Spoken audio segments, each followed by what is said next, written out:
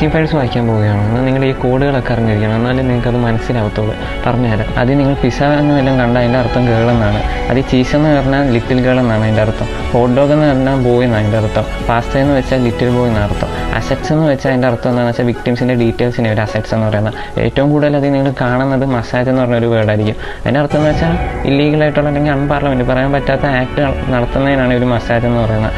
അതുമല്ലാണ്ട് walnut എന്ന് പറഞ്ഞാൽ ഈ മാൻ വിത്ത് കളർ എന്നാണ് അതിൻ്റെ എക്സ്പ്ലനേഷൻ. ഗ്രേപ്പ് സോഡേൻ്റെയും കുക്കീസിൻ്റെ ഇതുവരെ നമുക്കൊരു എക്സ്പ്ലനേഷൻ പോലും കിട്ടിയിട്ടില്ല അതിൻ്റെ അർത്ഥം എന്താണെന്ന്.